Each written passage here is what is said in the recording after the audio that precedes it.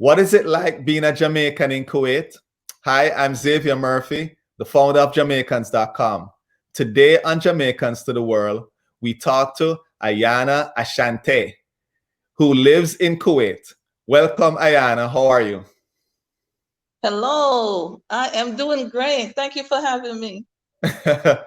So my first question is, what part of Jamaica you come from? I was born in Spanish Town, but I grew up in Point Hill, St. Catherine. Okay, a St. Catherine person. Mhm. Brooklyn country. I'm a country girl. Listen, country life nice, man. Country life nice. Mhm. Very, very. So, how did you end up in Kuwait? I retired from the United States Army, and after that, I opened Taste of Jamaica in Texas. But there were some friends of mine who were going overseas and they told me, oh, the salary is good, you should try it. So that's what I did. I went to Iraq at first, but Okay, Iraq was too dangerous. I was tired of dodging bullets. So okay. I did 1 year in Iraq. Then I went to Kuwait because I had friends in Kuwait Hmm. doing government contracting also. But they were at the beach, they were going to the movies, and here I am in Iraq dodging bullets. So I just said it's time for me to go. I did 1 year and I left. Then I went to Kuwait. So that's how I came to Kuwait for government contracting. Okay, I see. How long have you lived there? So far, 15 years, believe it or not. Oh, so you're in. You're totally in. I came for 1 year, 15 years, I'm still here. I've been here since 2005. So, Still here. what do you love the most about Kuwait? To be honest, I feel safer here in Kuwait than in the United States and in Jamaica. In Kuwait, Black people feel safe. That's just the bottom line. You don't have to worry about anyone breaking into your cars. You can sleep with your door unlocked. Nothing. I've never had that problem. The 15 years I've been here. And you're not worried about being black. In the United States, driving while black is a crime. Being black is a crime. Being born black is a crime. We don't have to worry about that here in Kuwait. Black people, especially as Americans, we walk around so freely and never have to worry about being black. Never have to worry about the police pulling your car over because you're black. That's the best thing I like about Kuwait, the safety as a black woman. Yes, I feel safe. So it sounds like there's a lot of a lot of black people or other black people there. um what nationalities you're talking about that are also represented there in terms of the black people you see there?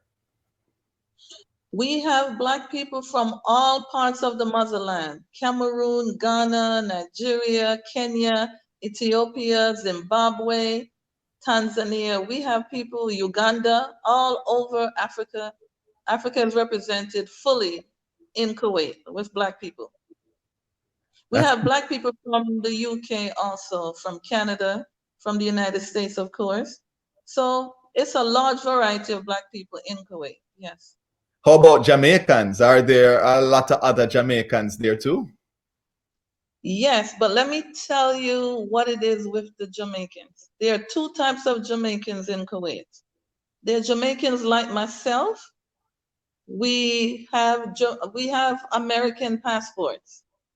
So even though inside our passport it says Jamaican nationality, we're considered American because we have an American blue passport.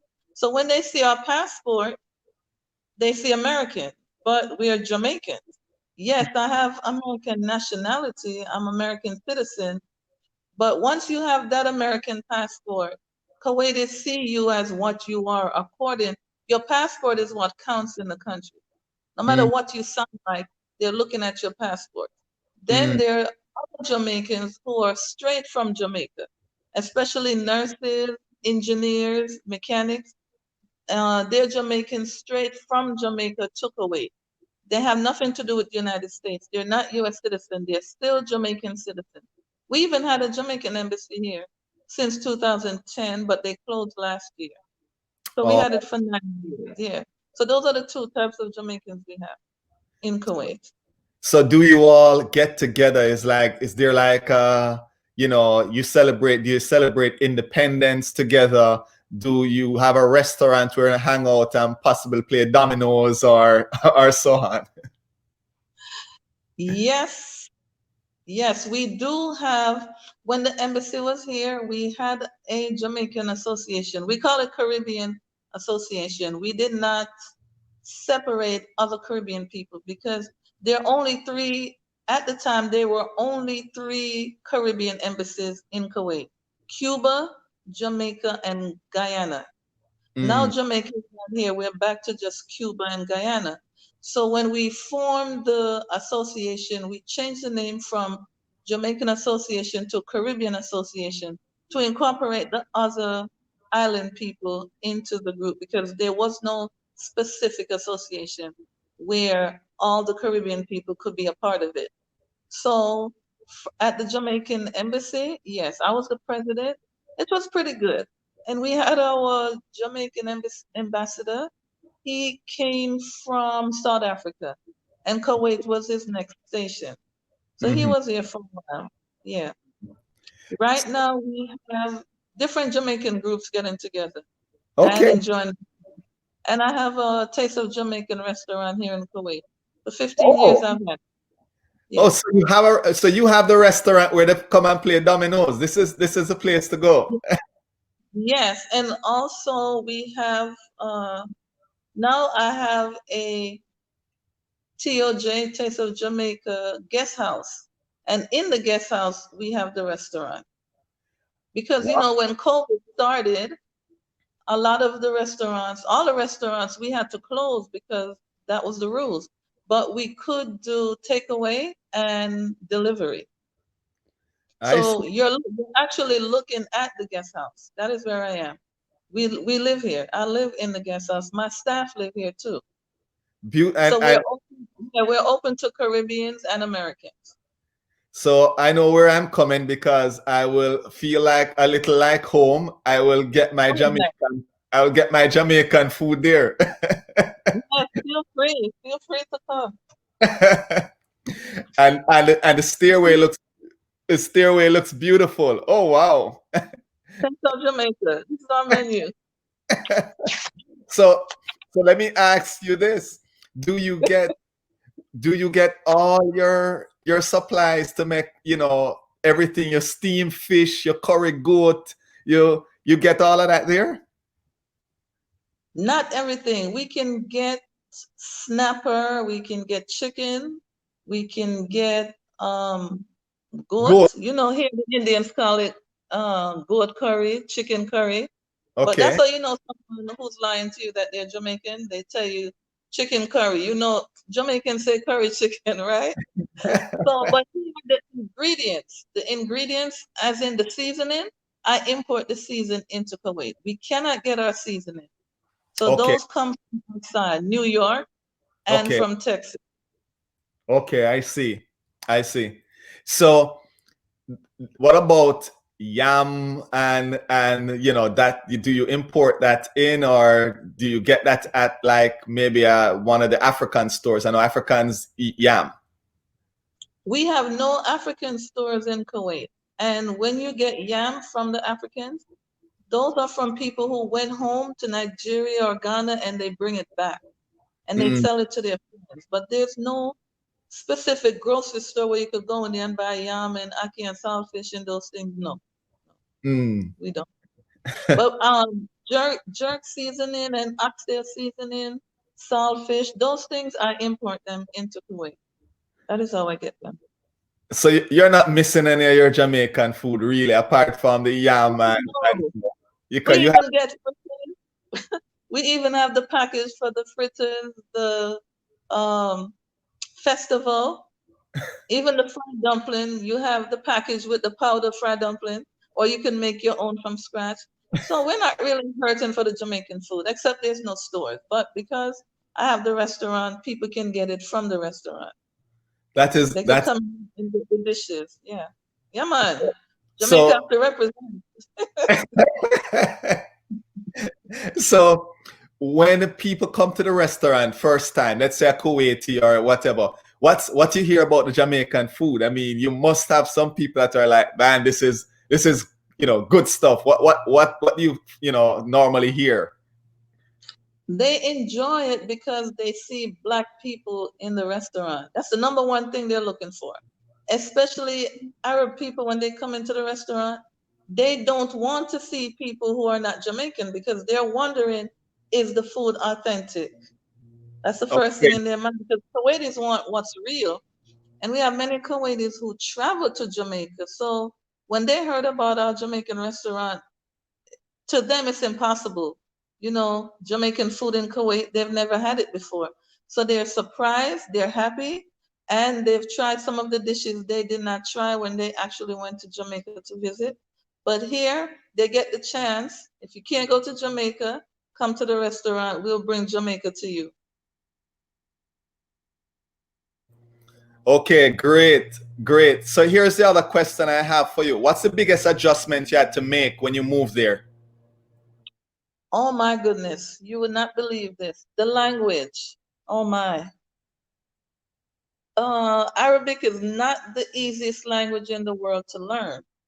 And coming to Kuwait, if you're not coming here as a maid, where you can learn the language inside the house within 3 to 6 months, it's going to be very difficult. Because when we first came here, we worked on the base, on the military base. We worked on the army base. So we were speaking English because that's the only language we knew. But the Indians and the Nepalis and the Filipinos who worked under us, they spoke Arabic. But for us to train them, they had to learn English. On the outside, being a business person in Kuwait, the language is a barrier. You must know how to speak Arabic to help you better. But Okay. that is my greatest challenge, the language. 15 years, I still can't speak Arabic except if I get in a taxi, I know enough to tell them turn right, turn left, go straight, stop, go back. You took the wrong turn. I learn bits and pieces just to get by. Sometimes the taxi driver cannot speak English. He Oh, just know you can show him on the GPS and he follows the GPS. Google Maps. Google Maps. Yeah, yeah. But the So language is the biggest barrier. so I have two questions I want to ask, and I'm going to ask in succession because I have a little background noise going on, and I want to just kind of get you to answer these two while the background noise goes away. But Okay. two questions. The first one is this. When you got there and somebody learned that you're Jamaican, sometimes people say, "Oh, you're Jamaican." Tell me what happened after. That's one. And then the next question I want to ask is Kuwaiti food. Tell us a little bit about Kuwaiti food and the Kuwaiti culture. Okay, to answer your first questions, when Arabic people realize I'm Jamaican, they get surprised. It's as if a Jamaican in Kuwait, what are you doing here? They're trying to figure out what what is it that could have sent you to Kuwait? You're really Jamaican?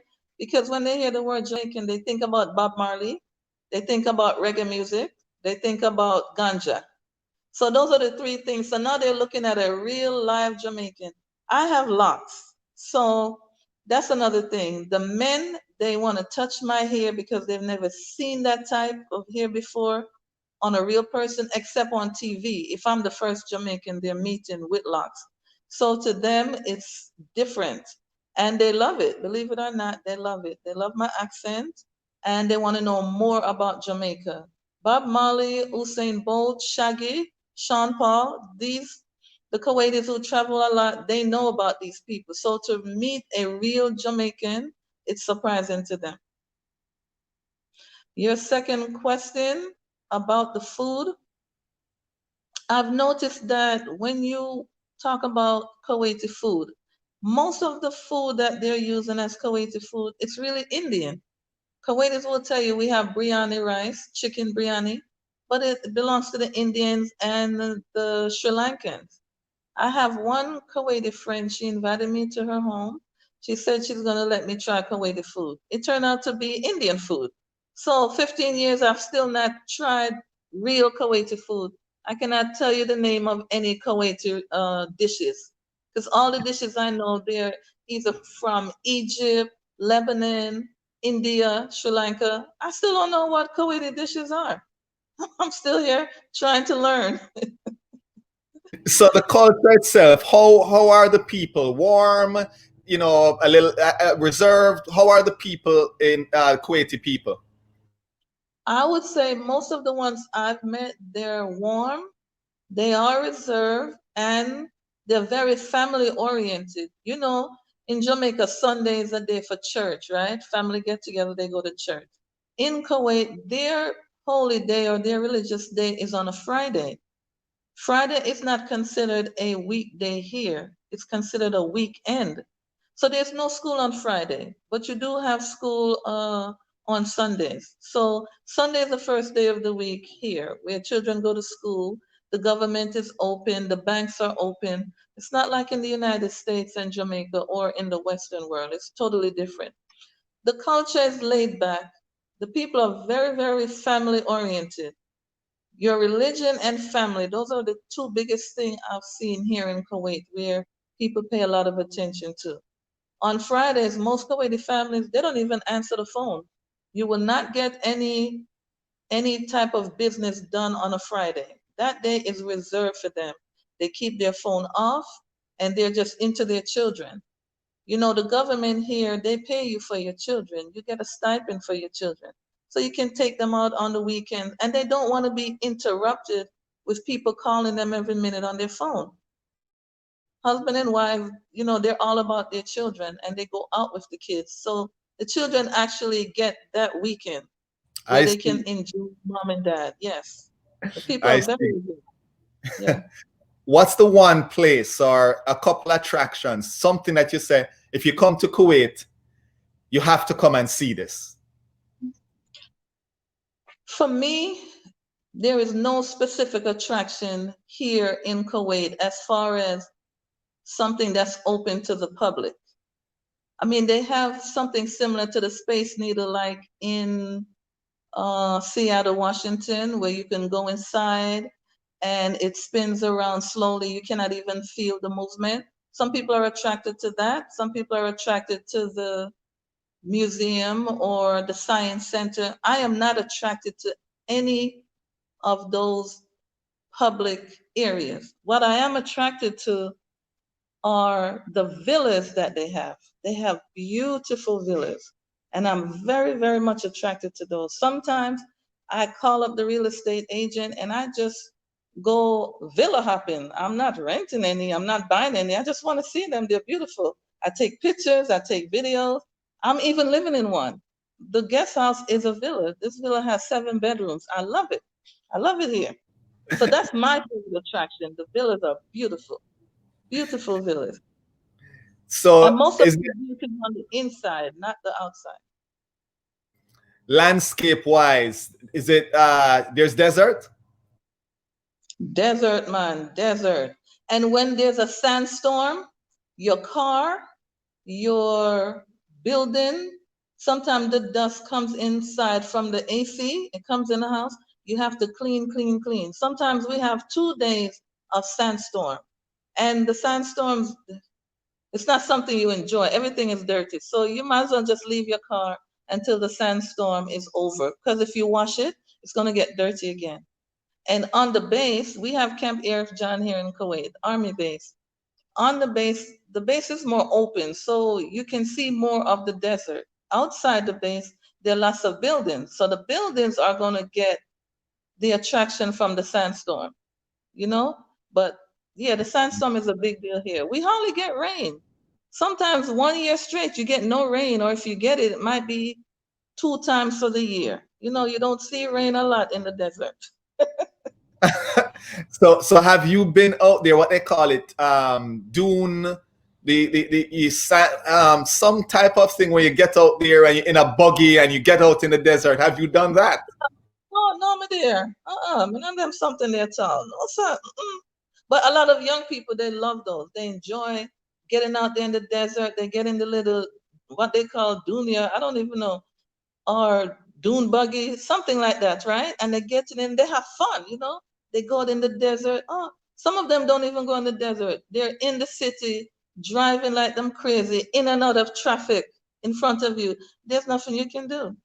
And you know, we have Ramadan here. It's a big thing. Ramadan is a big thing. You cannot smoke, you cannot drink, you cannot chew gum in public, none of that. You cannot eat in public, you can eat inside.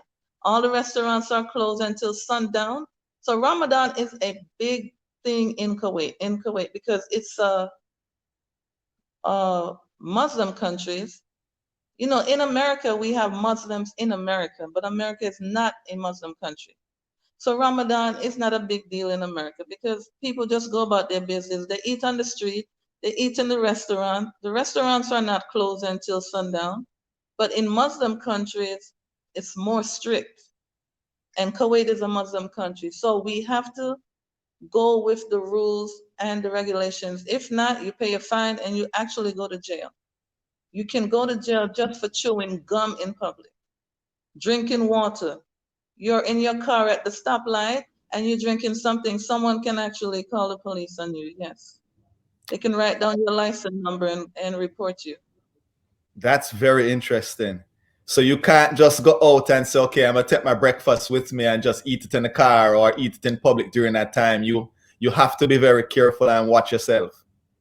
Yes, and sometimes people even forget that Ramadan started and they have a bottle of water in their hand and someone will come up to them and ask them to put it away because people are fasting.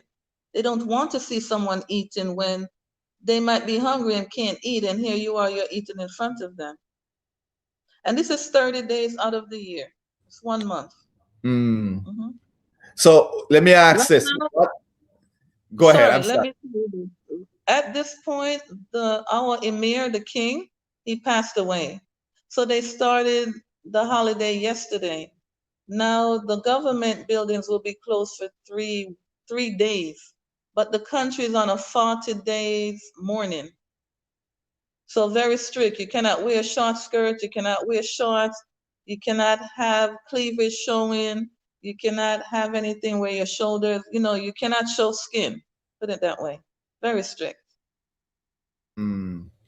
So, in terms of adjustment, what would you say was the biggest adjustment that you had to make moving there, apart from the language? My biggest adjustment was getting used to the custom. There's certain rules here you have to follow. And if you don't know the rules ahead of time, you will break them easily. And if you get caught, yes, you can go to jail. They can even give you a fine. I'll give you a good example of what I'm talking about. If you are not married, you should not be out as a single man or woman with another person, especially if the person is married. That is not allowed in Kuwait. You cannot go to a hotel with someone who is not your spouse. It is not allowed in Kuwait. People try to dodge and hide. For example, one person will go and rent a room. Later on, someone just goes straight to the room and visit them. But together, you have to be husband and wife in order to do that. Even when you're renting an apartment, if the person is not your spouse legally, they're not allowed to live with you. No cohabitating unless the person is married to you or related to you. And that was hard to get used to because it's something we didn't know until we were told. So they have a lot of strict rules here.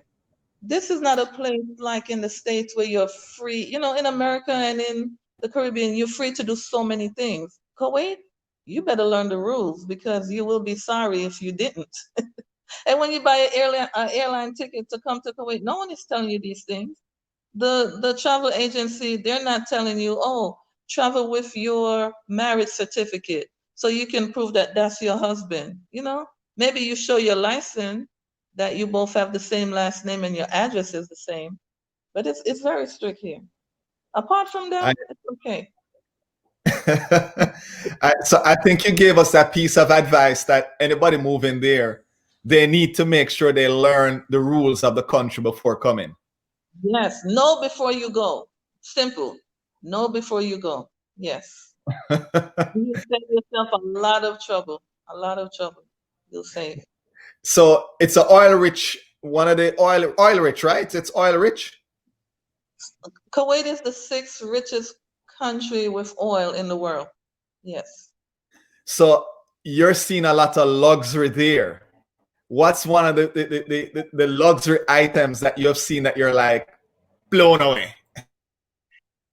Cars. I'm crazy about cars and I'm crazy about gold. Yes, those two things. I think gold is a good investment because when you go back to the States, you can sell it and make a profit from it. Gold is a good investment to buy in Kuwait while you're here. Yes. You can get good prices and go home and resell it. You know, you may need money, so you sell your gold. It's a good investment.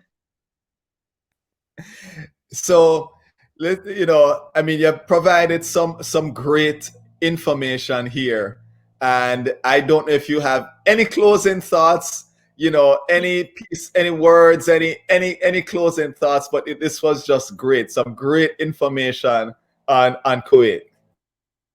I would like to say the currency. Kuwait right now holds the best currency in the world. And we call it KD, Kuwait dinar. One KD is approximately over $3. But in Jamaica, whew, one KD in Jamaica is way over 200 Jamaican dollars, close to 300. It's very good if you're working in Kuwait to invest your Kuwait dinars in Jamaica because your Kuwait dinars in Jamaica will go a long way. Even if you don't live here, get into some type of business where you're making Kuwait money because when you exchange it, the equivalent is much more than the equivalent for American dollars. It is. It's great. That's why a lot of Jamaicans are here because their Kuwait dinars go very far. I had two Jamaican chefs. We flew them from Jamaica here to work in my restaurant, and they were making 450 KD per month. They receive transportation, food, and accommodation. Those they didn't have to pay for. So 450 KD went a long way. You multiply that by 3.1, and you see how much they were making. And they didn't pay rent. They didn't have to have money for traveling back and forth to work. And they had accommodation, and they actually ate in the restaurant. And when I they're off, you just come to the restaurant and you still eat and you took food home. So that was a good deal. And I did not mind helping my Jamaican people. good, Yes. good. So, is there any plans to open back the full restaurant once things are open? Or are you gonna keep it in the villa like you're doing now? We're keeping it in the villa with the guest house because with a guest house, you need food. So we're going to keep it here and we're going to open back on the economy and also open on the army base. So we will have three locations. Excellent, excellent. Yeah. No. I forget Jamaica where you go, right? We have to represent. So, Ayana, thank you very much for joining us and telling us a little bit about Kuwait. Excellent information, folks. You have to go check her out. She has a villa there. So, listen, a little piece of home right there in Kuwait. Yes. If you head out there, she has been there 15 years, a wealth of knowledge. Thank you. Any closing thoughts? Any last words? I love my Jamaican, and any foreign country I go to, I'm going to represent Jamaica from A to Z with the food, the language, our culture, everything. So Jamaica is well represented in Kuwait since 2005. We're still here. We're going to keep being here until I leave. But look, me love my Jamaican people. No matter where I go, I'm going to represent Jamaica all the way. Thank you for having me, and thanks for the interview. God bless you. Blessings, my friend, and thank you for the great information. Show some love now. Hit that like button, subscribe to our channel, and hit that notification bell. That way you don't miss a video.